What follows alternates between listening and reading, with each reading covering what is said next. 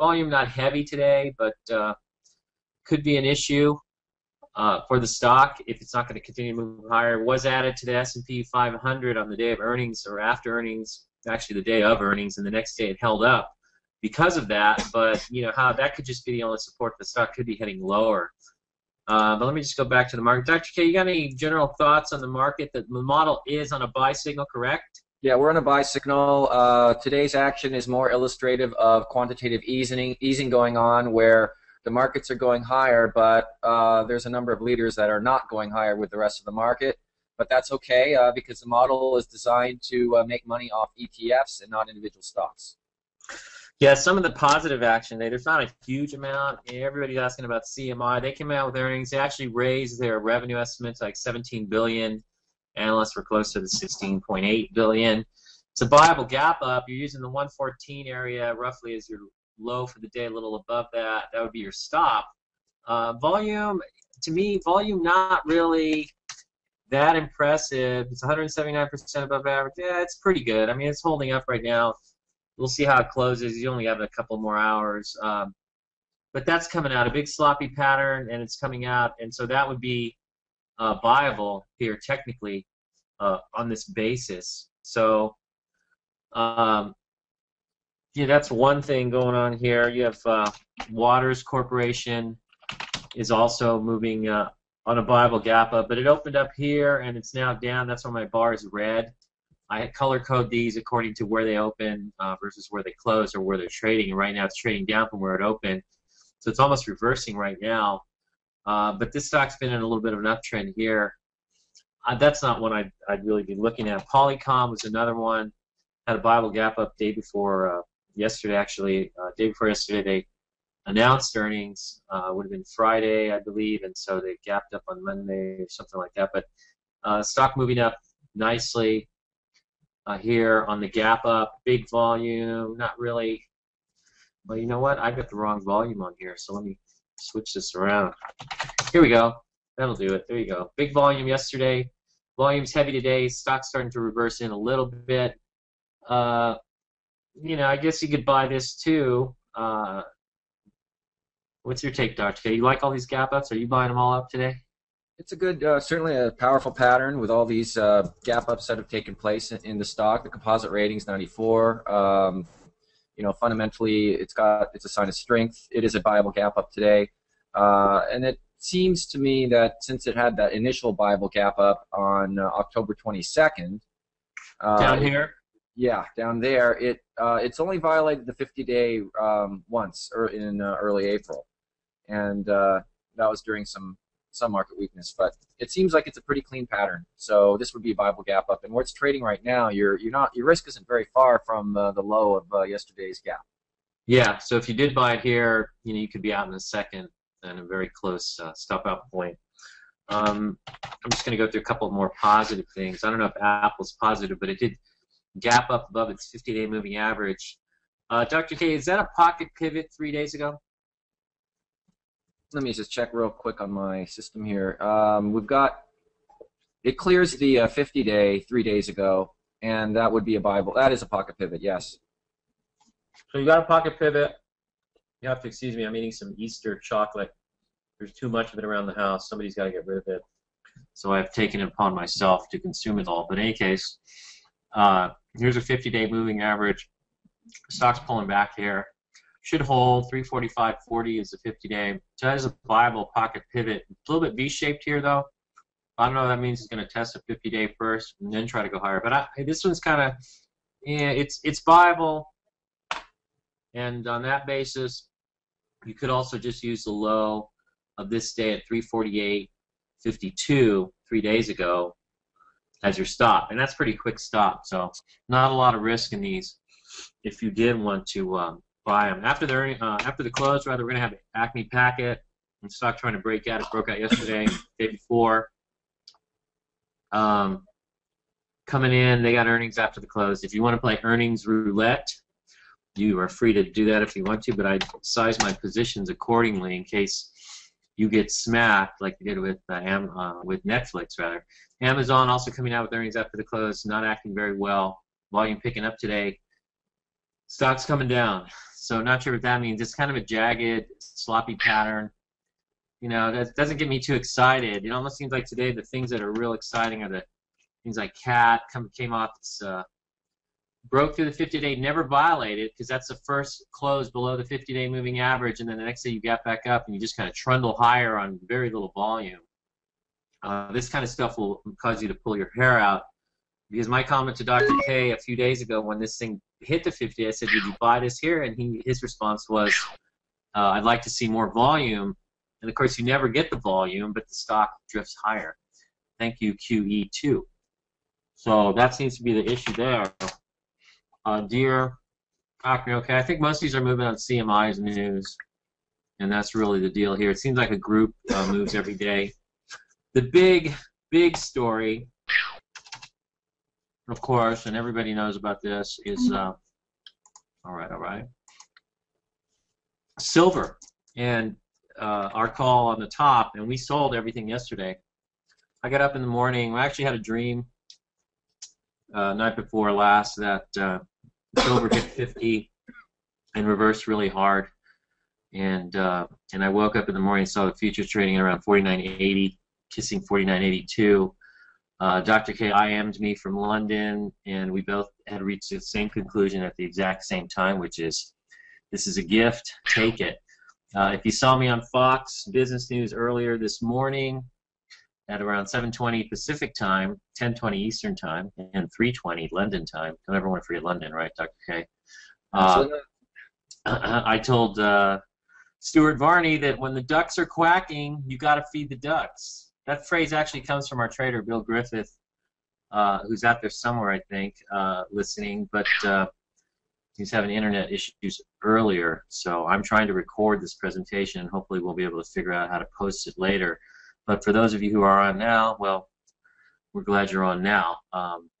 And we also wanted to do a midday one just to kind of see where things are at with the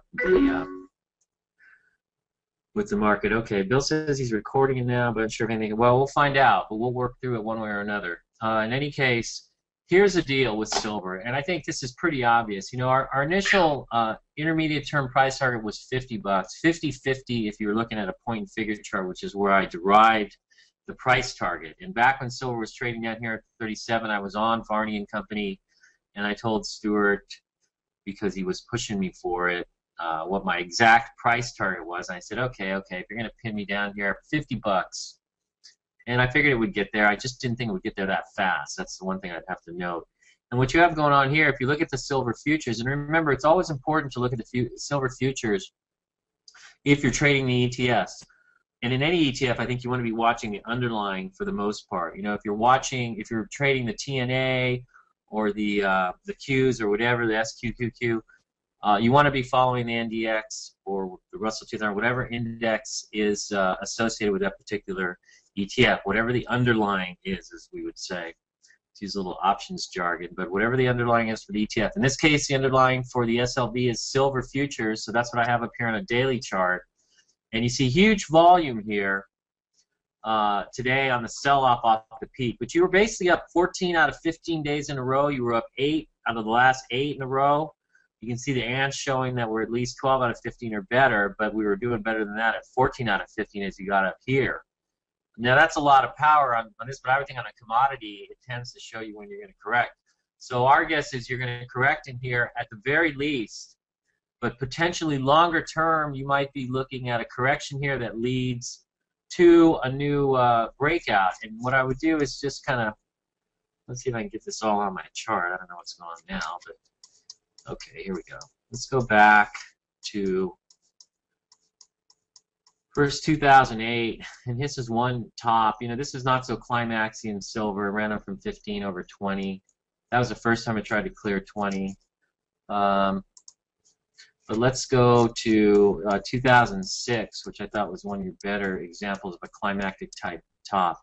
And there it is. You know, you're up basically 1, 2, 3, 4, 5, 6, 7, 8, 9 days in a row, and that's enough for a climax top. Usually 7 out of 8, you know, 8 out of 9, 9 out of 10, something like that. But here you have 8 days, 9 days in a row, and then you break real hard, and then you have the rally back up to new highs for a double top, and then it breaks down.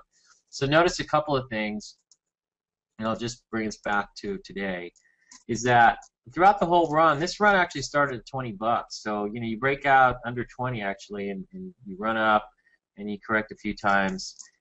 And then you go through this consolidation from December through March here, roughly. And you turn higher. Now you're getting parabolic on the whole move, and you're up 9 days, 8 days in a row here. And notice the spread on the futures is the widest of any throughout the entire run. So that's climactic. And I don't know if you guys noticed, but when I was on TV and it was in the 20s, Liz Clayman was like, "Oh, silver at a 20-year high, but I like your other pick," and she kind of moved on to the other stocks I was talking about and just kind of panned my SLV pick that way. But people didn't want to hear about it. And even at that time, after you had this run up to 30 in the pullback, my point and figure price target was 50-50. But it's not like it's something you want to run around telling everybody because you're afraid they're going to call the guys with the white coats to take you away. But that was my target. That was our target. We figured it would hit it. It did. Not as soon as we thought. But the ducks were quacking yesterday. There was news out that China is going to start some funds to utilize their excess foreign reserves, one of them to invest in precious metals, one of them to invest in currencies and do currency support action. Maybe they're going to come in and save the dollar. I don't know. Somebody needs to save the dollar. That's all I know, because right now the dollar is trying to push for new lows. And here we have the U.S. dollar index on a chart, a daily chart. No volume with it, though. But you can see it's moving. If it closes here, you're at a closing low, lower low here. But the other thing to look at also is longer term. Where are we? This goes back to 2008 here. So this was actually when your dollar hit the low. I think it was around 68 on the U.S. dollar index. So you're kind of at an interesting crossroads here. And here's two things I see going on. First of all, you got this big double bottom, and you've undercut these lows from late 2009. Okay, now this could actually be a sort of shakeout, undercut and rally type of thing, where it tries to come up from here, or you're headed for this low. But I can tell you one thing: if the dollar breaks to all-time lows, I think you're going to have some serious issues developing in a number of areas, and we may see which dikes start to burst. But I think right now the Fed has a strong stake in trying to support the dollar. And I don't know if that means they end QE and don't move on to a QE3, or they try some other trick. Dr. Hay, what's your thoughts on that? Well, I mean, they're painting themselves into a corner. The one option is to end QE, but they don't want the markets to know that, because that'll unravel everything they've done so far. So they want to give the impression that QE3 will be there after QE2 ends. Maybe there'll be a brief break so that they can see how the markets behave without QE there to help the markets higher.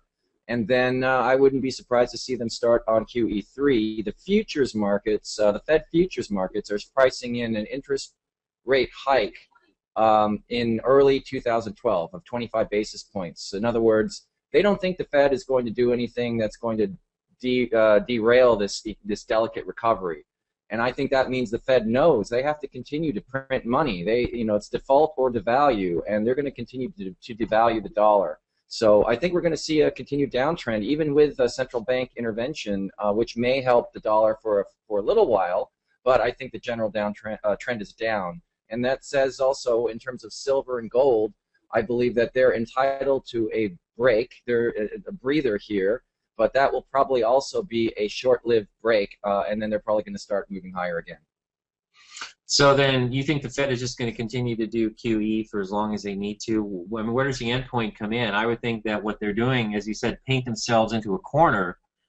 Then what they're really doing here is creating a situation where they're going to remove the decision of stopping QE from themselves and put it somewhere else in the markets and make the bond market say to the U.S., guess what? We're not going to bid for your treasuries anymore, and you're kind of on your own now. When that happens, what do we do? Do we get into hyperinflation because the Fed just simply starts printing more money and buying the treasuries? Right now, they buy 70% of the treasuries that are put up for auction every time.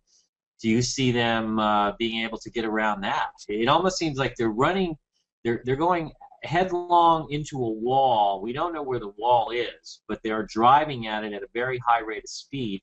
And unless they put the brakes on at some point, they're going to run into that wall one way or another, and when that happens, all hell could break loose. Yeah, I mean, this is they're playing with fire here. What one scenario is that they'll let inflation get out of control, and it's very hard to rein in inflation once you let it out of the gates. And that in that situation, the dollar will continue to drop, maybe accelerate its drop. Precious metals will accelerate their rise. Now, on the other hand, what could happen, I think what they're hoping for is a robust economic recovery that takes hold. Right now it's very delicate and fragile, but if they have to start raising rates early next year, that's a sign of economic strength and recovery. And I think they're hoping that they're going to get a soft landing that way, where the economy does take hold, and and that allows them to take their foot off the QE accelerator, and it allows them to just ease QE back down to nothing over time as the economy just takes hold. And that is the best case scenario, and I think that's what they're hoping for. Right. We'll see on Thursday when the GDP numbers come out whether the economy is starting to grow. My take is it's not really, and what they're going to be going to find themselves between a rock and a hard place where they created inflation, but they can't really take any steps to stop it because they have to keep supporting an economy where you basically have a vacuum of demand. In other words, nobody there who wants to buy anything. So I don't know. It's you're getting into no man's land, and what happens is going to be very interesting. My thinking, though, is that I don't know if you get a clue with a climax top from precious metals like silver, if that's telling you in the short term we're going to see QE come to an end, and potentially this would send commodities down for a period of time. It's kind of a strange environment we're in. The solutions, none of them look good. It doesn't look like the government's going to come to any agreement on raising the debt ceiling. So that's where. But we made the call yesterday, sell the silver. We're out. We're sitting in cash over here pretty comfortably, not doing too much anything. And that's where we're happy to stay right now. Somebody mentioned when I was on Fox that I didn't sound all that enthusiastic. Well, when Stuart Varney asked me if I've got something else that's starting a nice big move like silver, the bottom line is I don't really see that much that is in fact doing that. I mean, maybe you've got stocks, CMI starting a huge move. I don't know, maybe. We'll find out. But, maybe...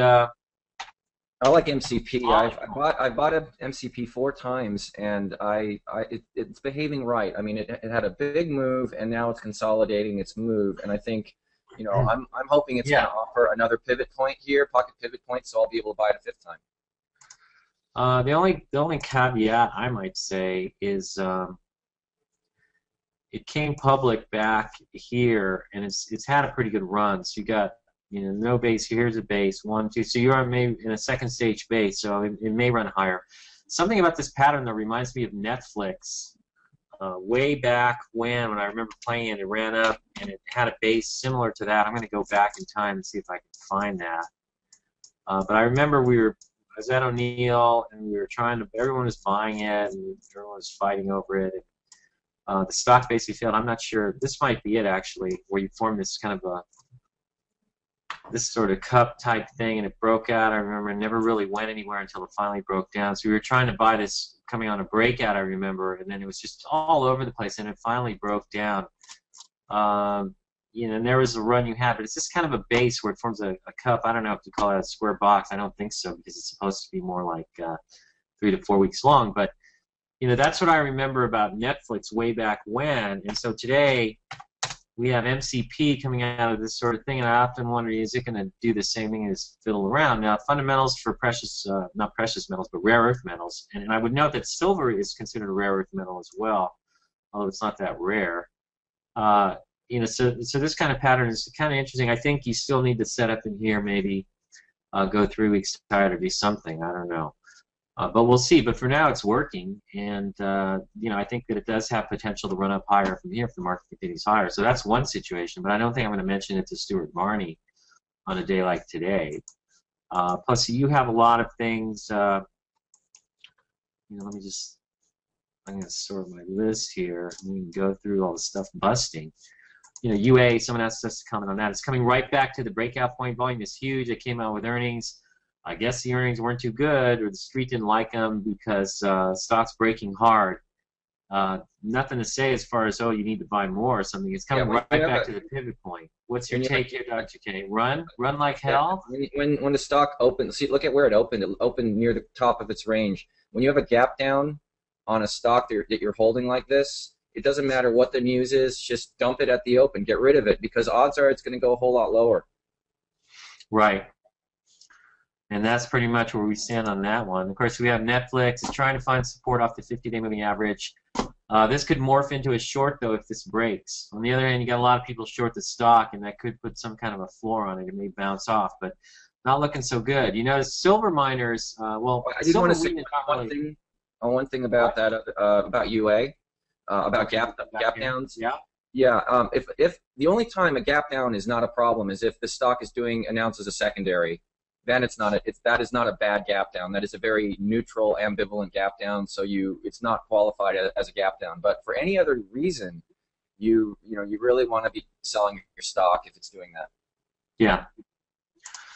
One of the things, the miners don't really seem to like the new high in silver prices. I don't know if everybody noticed, but if you're watching any program, I watch Fox Business News just because I'm on there so much. I want to know what they're talking about and what other commentators might have said so I can contrast with them if possible. But the miners, this isn't a miner. They're actually a dealer in silver. I guess they get it from sources and then they resell it, silver wheaton. But they're breaking down, and you saw a bunch of these even Stillwater, it's not really going anywhere. What's interesting is none of these have correlated to the move in silver, and they've all actually broken down. You even saw Coeur d'Alene's getting hit.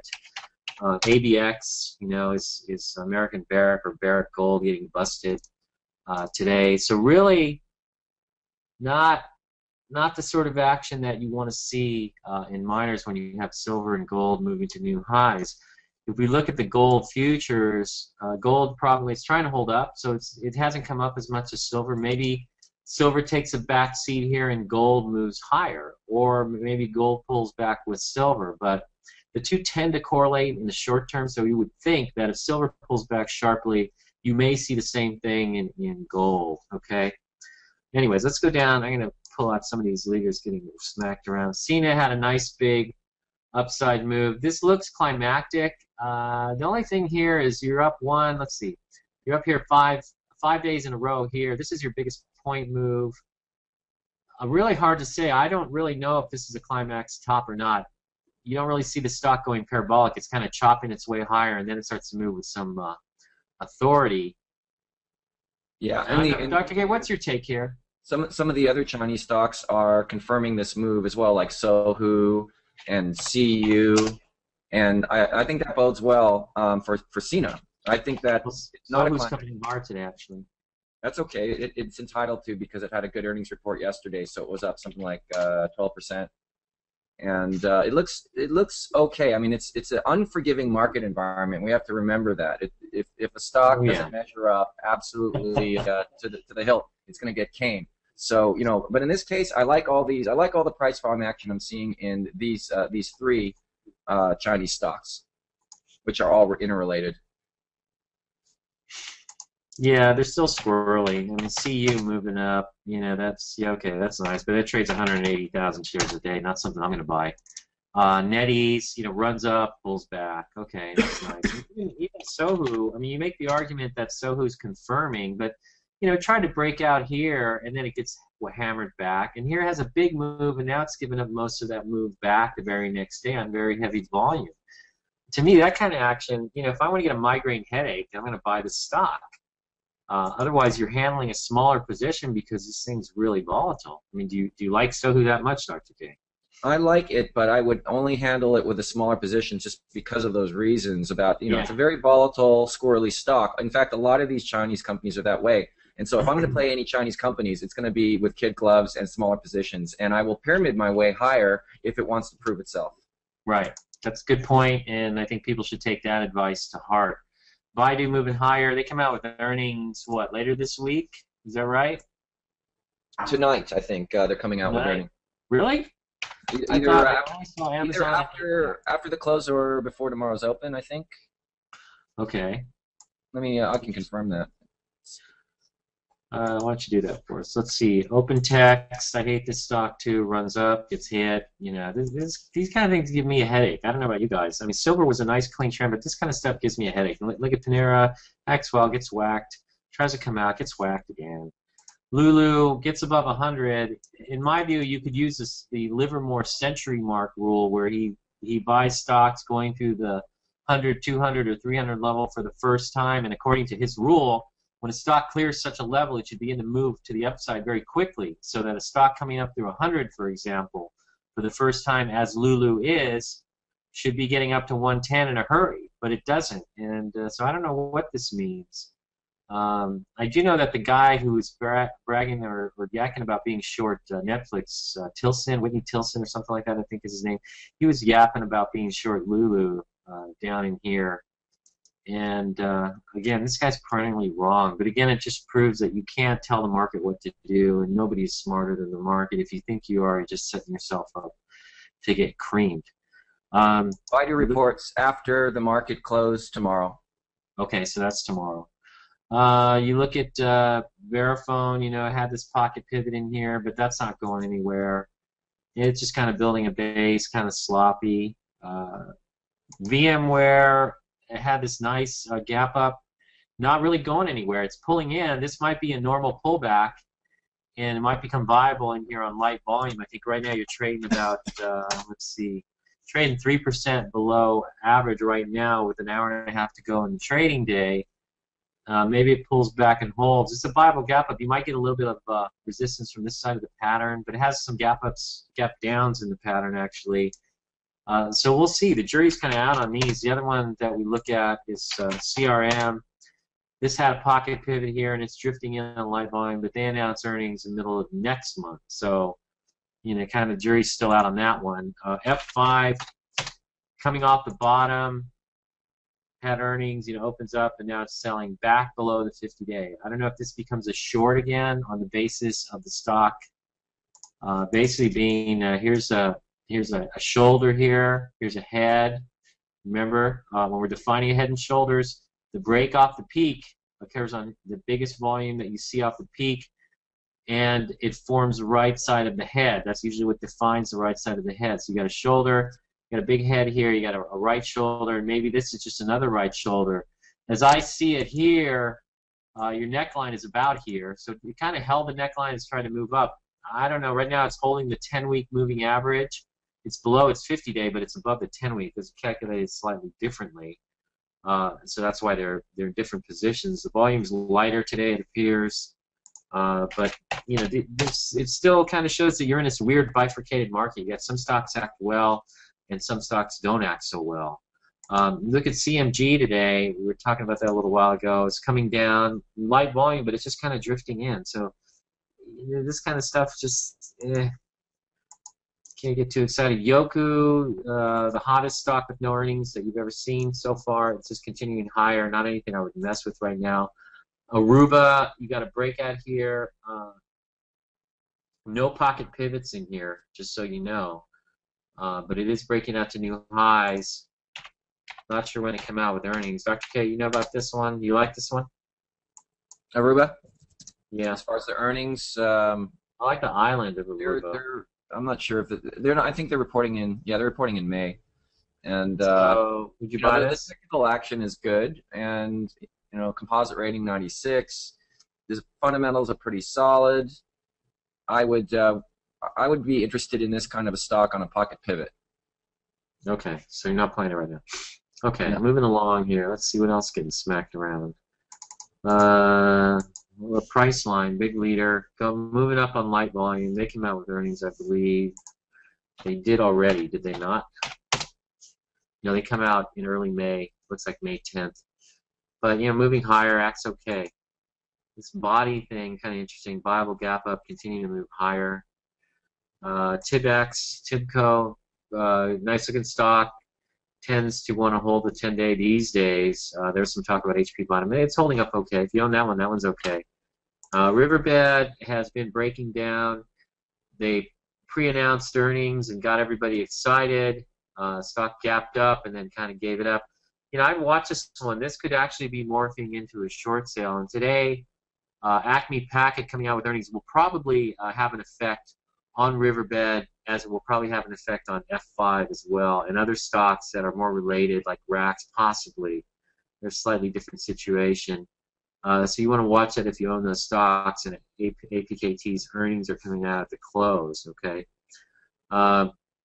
Just coming along here, we've seen Amazon today. I already looked at that, but you're basically getting a pullback going into earnings. You can play earnings roulette if you want to, but remember, size your position accordingly. And by that I mean, think about whether your position you want it to be 10 or 20 or 50%, because if the stock is a 20% position and it drops 10%, it's going to affect your portfolio 2%. If it's a 50% position and it drops 10%, you're going to get hit 5% to your portfolio. So think of it in those terms, and think about what you are willing to sit through or deal with if the stock breaks the downside. Green Mountain coming out with earnings any day now. It's still holding up. You had the Bible gap up, still holding up. No sellers and no buyers. So really, you're not seeing much volume. It's drying up. My guess is this is just going to have to be resolved once the earnings come out. So again, if you're owning that one right now up here, you're playing earnings roulette. RACS holding on the 3 weeks tight. They're coming out with earnings very shortly, I believe. What do you have on that, Dr. Ken? I think I'm showing May 3rd. So again, here's one that's broken out. I think the F5 news probably helped them. 3 weeks tight pattern here on the weekly chart. You can see that in here. There's 3 weeks tight, closing tight. And you notice the last 2 weeks of the 3 weeks tight pattern, the stock is actually closing in the peak. So that's constructive. Let's look through some of these other things. You don't want to own these coppers are getting knocked around. Fossil hanging up. It's up on the day. Actually, on the day it's down, so it's up though out of this little pattern. Little 3 weeks tight pattern. Stock's holding up. Volume is light. Earnings come out on May 11th, supposedly. We'll come around to JJS. We're out of this thing. We said you probably want to sell it. Not really happening.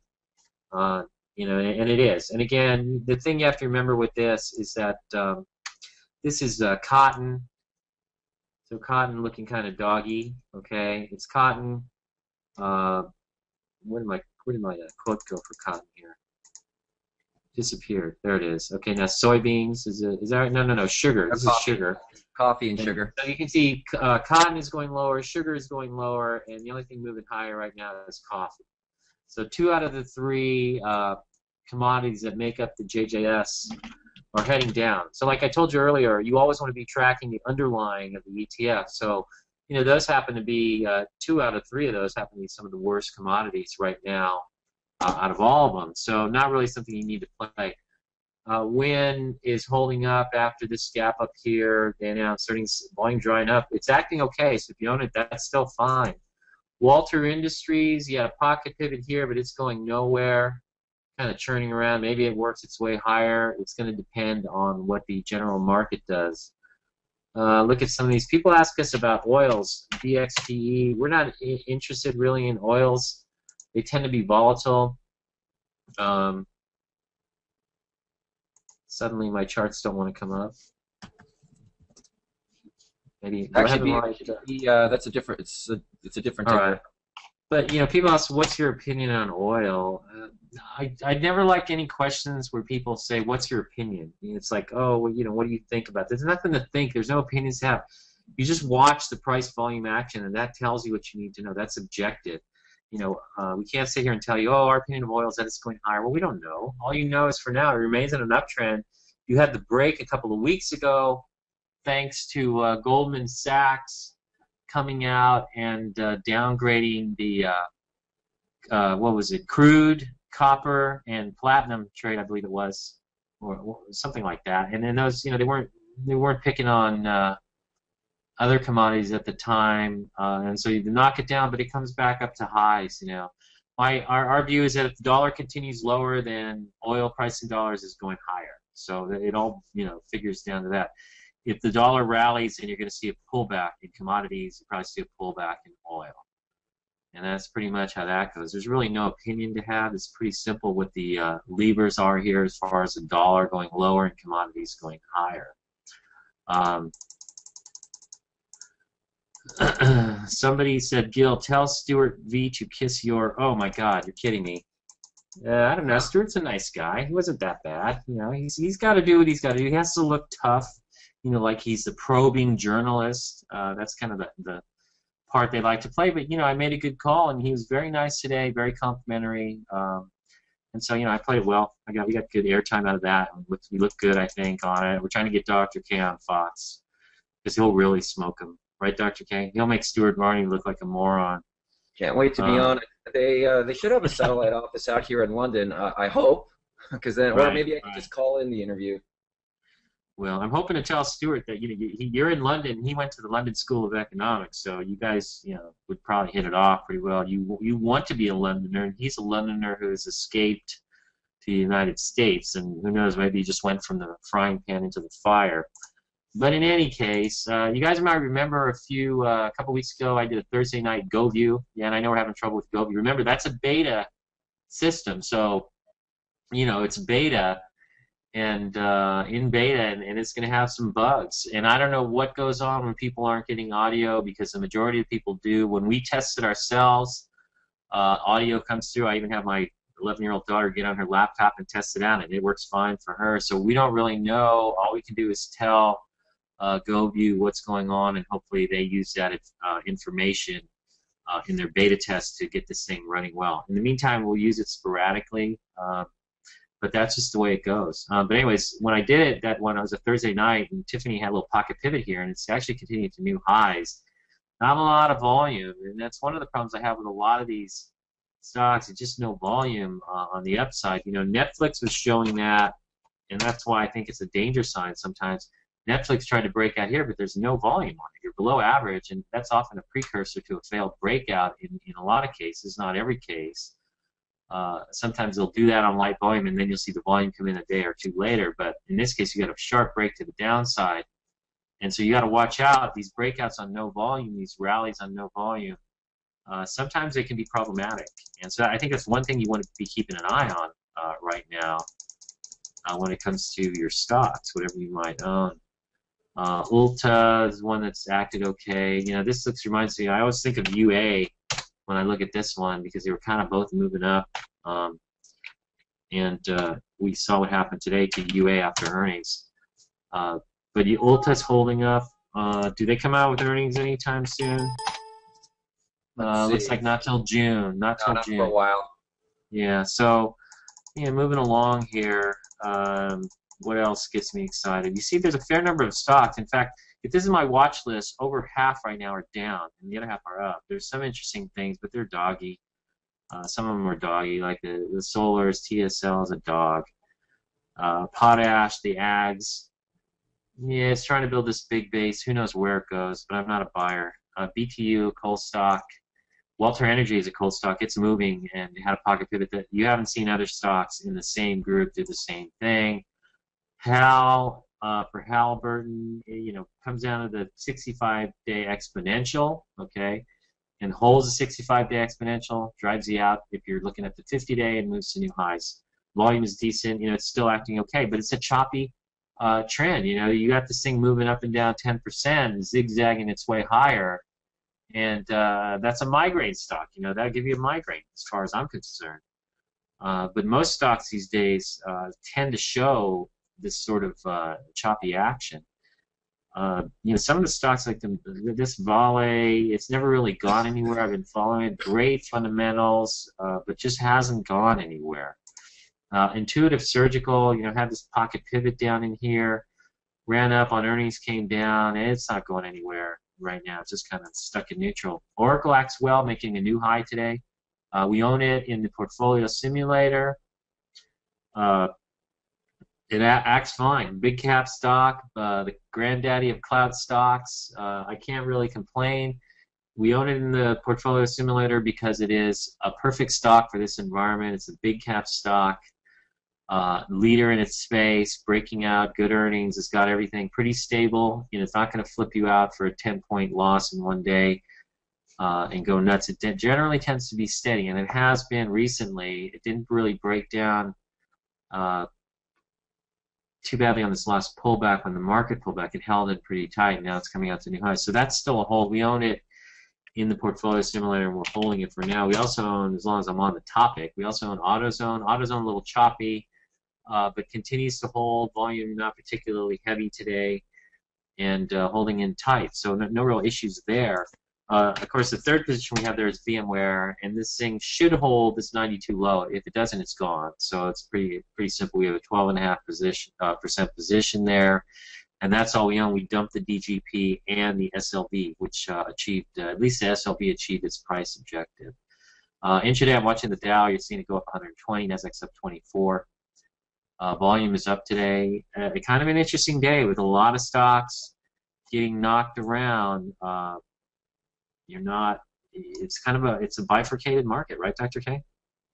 It certainly is, and as we speak, silver is retesting intraday lows here on some volume. Yeah, I see that. We got it right here. Silver futures 44.72 down 242, and volume is very heavy. So this is top for now.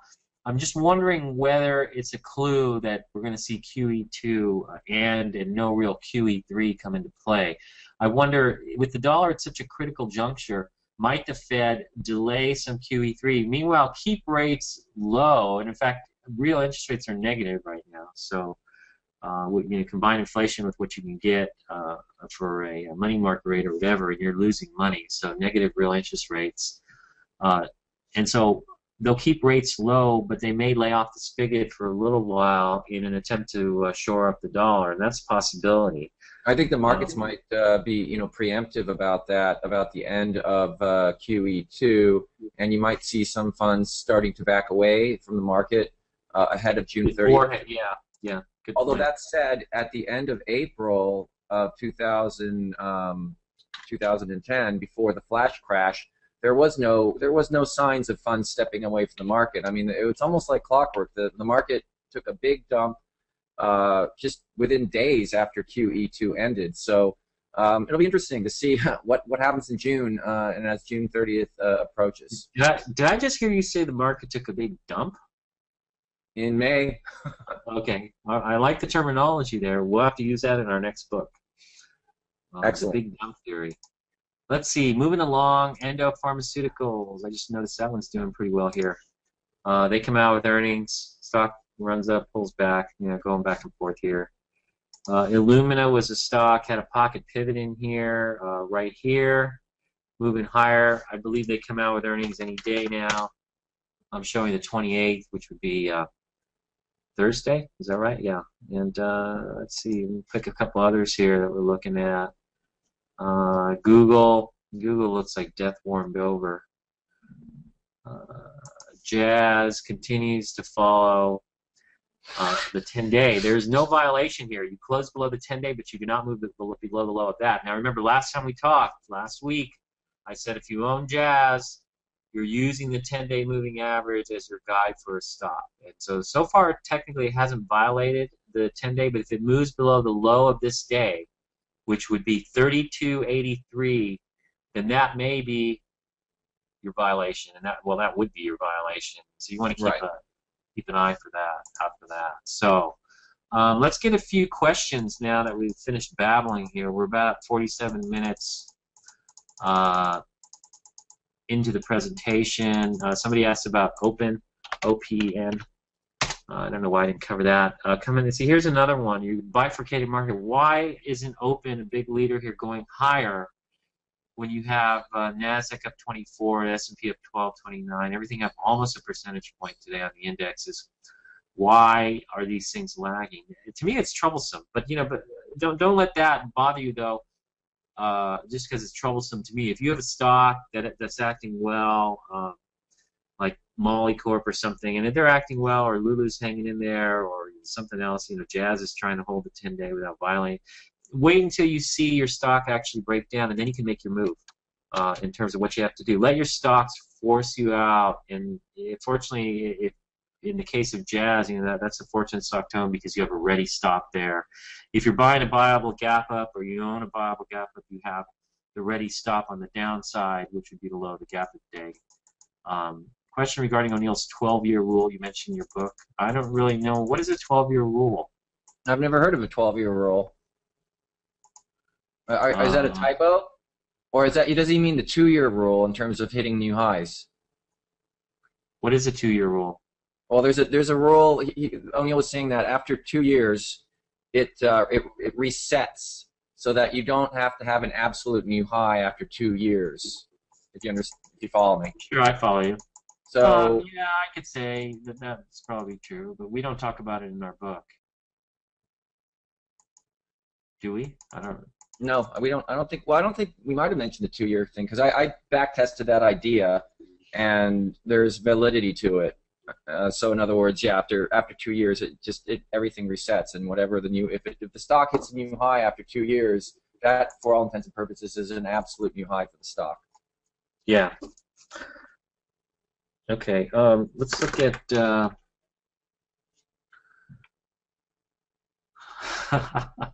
Somebody's asking about ZSL. Is that it? Let's see if I got that right.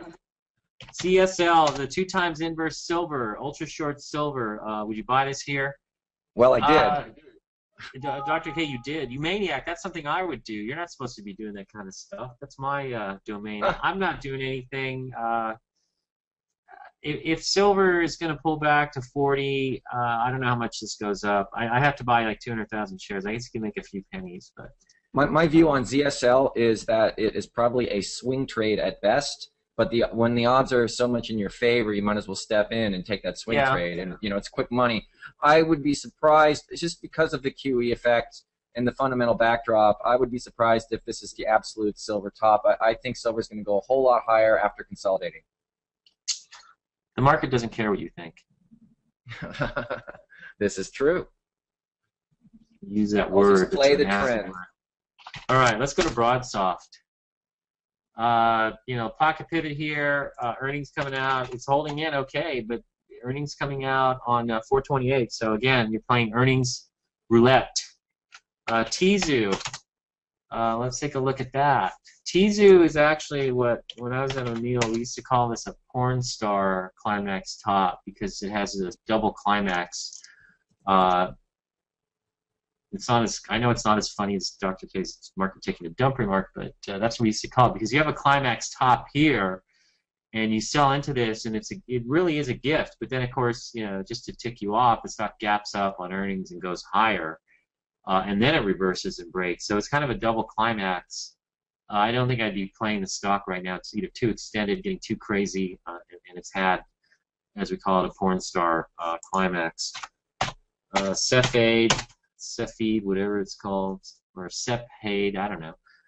Had your pocket pivots moving up. It's acting okay. Again, this is a stock that's acting okay. If you're not too worried about it, you just kind of hang out for this. But you're using probably the 50-day on this as your downside guide. So that puts you down at 27.51, about a little over $4 from where you're trading right now. So, Dr. K, how would you handle this? Well, there's nothing wrong with it. It had a great earnings report. It's going higher. In fact, you could say that you could have initiated a position on that earnings report because that's a pocket pivot, and it had pocket pivots in the week before the earnings report came out. So you could have already bought this thing, a couple times. Actually, you could have bought it quite a few times because this stock does not violate the 50-day. It just keeps going higher, and right, since, and it never violates it. September 2nd, actually, it had a pocket pivot, which was buyable, and then it had a gap up on October 22nd, which was also buyable, and also a pocket pivot. Yeah, there's just lots of buy points along the way on this thing. This is a great stock to be playing. You could and again, you could still buy it very late up here because that's the nature of the pocket pivot. You right. buy it up here, but keep your stops tight. Right, and as it never, on the way up, it never violates. Once it gets going here, it never violates the 50-day. You actually bounce off the 65-day EMA, but you don't violate the 50-day. It doesn't look like so. Let's see what else. Let's get some more tickers here. Here's an interesting question: the silver downside target. Oh, maybe it pulls back to 40. We're not really worrying about that. What's your downside target on this ZSL trade then, Dr. K, if you're playing it? I use SLV as my guide. So in other words, when you say downside target on silver, is that what you mean?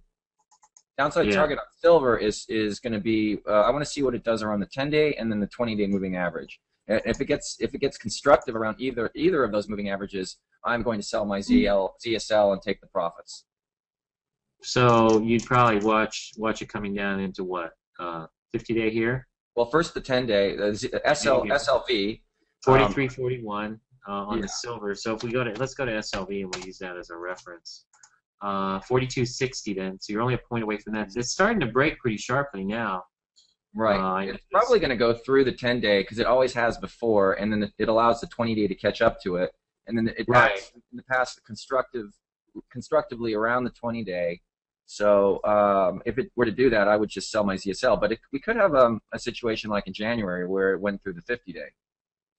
Yeah, and that's quite a pullback. So right now that's kind of in flux. So I guess we'll keep you posted as Dr. K plays this out.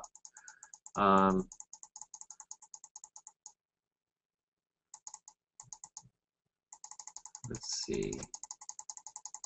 So we're looking. Dr. K is a swashbuckler. We already know that. Oh, IL is one people ask about. No, we already looked at that, didn't we? No, breakout and coming back in. It's typical for these thin little stocks. They come out with earnings at the end of the month too in a couple of days. So there you go. You got the same situation. Do you want to play earnings roulette? I'll take red 19. Is there such a thing as a red 19 on roulette? Well, it's either red or black. All right, let's get some more out here. IO, what about IO? CMI we covered as a Bible gap up, so whoever was asking about the IO, it's just hanging out in the base. Nothing exciting here. You had a breakout here and it fails. So that's not the sort of thing that you want to see. It's also a $12 stock, so it's kind of junky. Not necessarily one to play with. Great call on SLV. It wasn't really that hard to tell you the truth. Climax top in your face. Everybody loves silver. Somebody even called me yesterday and said that Kramer was pushing silver, but I thought he was actually on it towards the end of March. Yeah, but I don't like to pick on Kramer. I think the guy is very smart and brilliant in a lot of ways. He keeps a lot of stuff in his head, but I think he's putting up or creating a very difficult order for him to fill, because when you talk about so many stocks every day and you've got to say something on the show for an hour every day, you've got to say something about everything. So the chances of being wrong increase exponentially, in my view. So I think it's a very difficult thing to run a show the way he does. So I'm not going to jump on him and criticize. I think it's too easy to criticize him because of what he does. Yeah, he's going to be wrong a lot. And I got to tell you, it's not all about providing sound investment advice. It's about getting people to watch the show and getting advertisers to advertise on that basis. So that's what it's really all about. So you got to understand. Great entertainer, actually, and he's actually one of the hardest working guys in the business because he needs to make sure his show is going to be drawing a huge audience. Exactly. So I went. I'm not going to criticize him. He does what he does. I think he creates an almost impossible task for himself. And he is going to be wrong a good part of the time. And if people want to jump on that, they can. If they want to focus on the times that he's right, they can. That's what he does. It's just the kind of game that he plays. But, you can take any ideas and run with them. And if half of them are wrong and you stop yourself out on the ones that don't work and go with the ones that do, you can make money. So he's got a reasonable track record as a hedge fund manager. Reasonable. I mean, hey, he's had his moments too. But I'm not going to get into criticizing him. I just think he does, what he's doing very right. Because in a few years, he's got a bigger following than Bill O'Neill, I can tell you that much.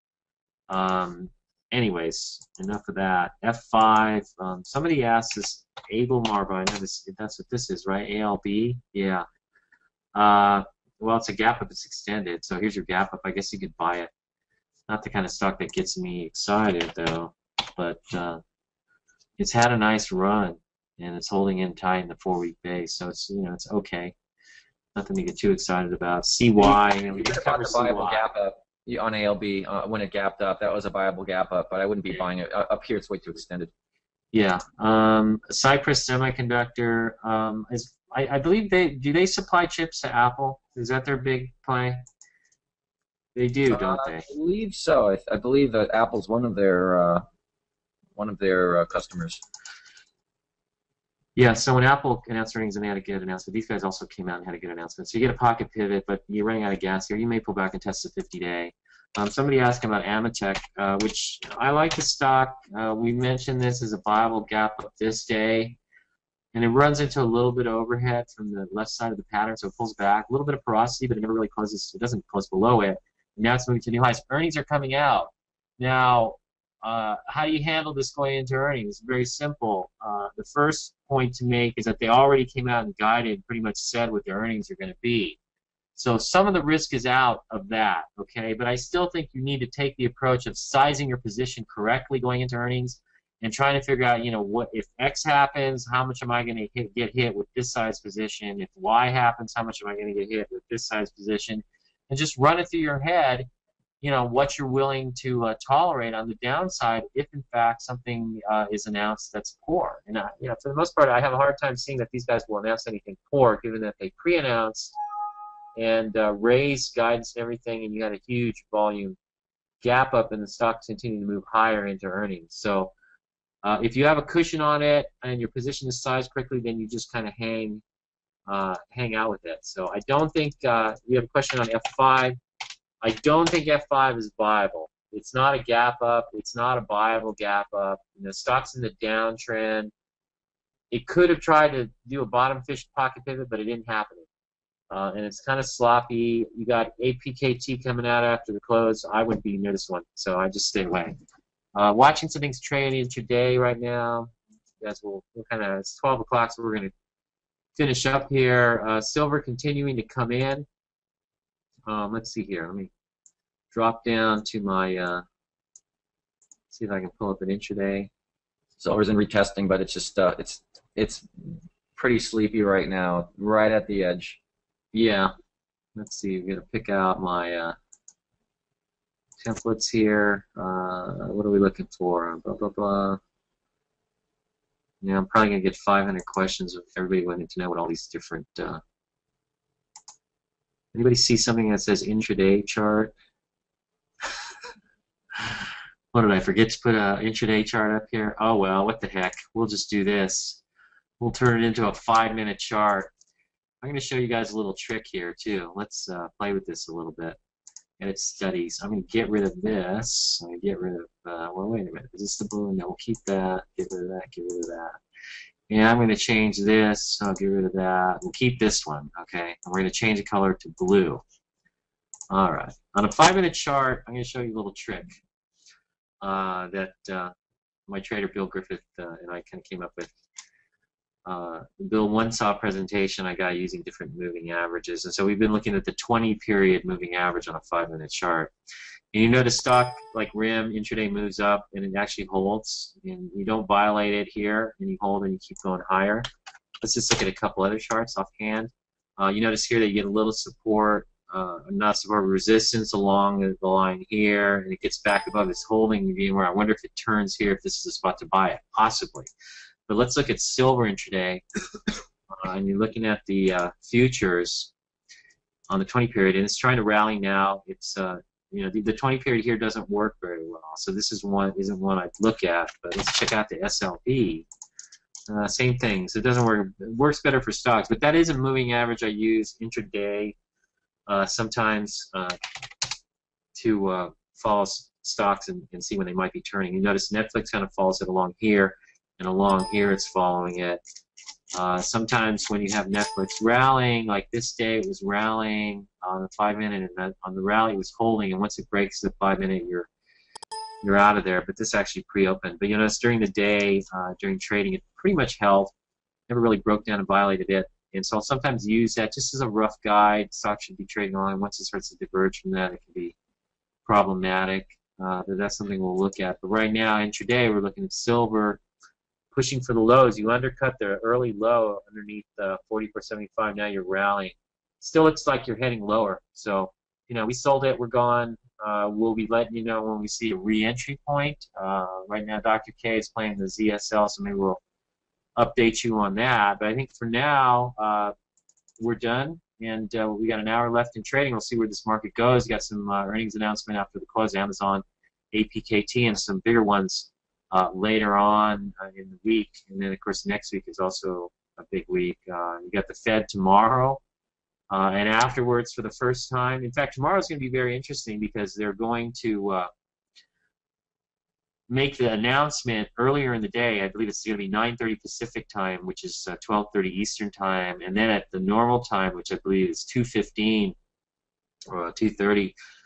Bernanke is going to be giving a press conference, and so I think those are going to be very could be meaningful events, news events, something to keep an eye on, because Bernanke will probably give some hint as to what they're going to do with respect to QE3. So not the easiest environment. It's been a challenging environment for a while. Dr. K, any closing remarks before we sign off?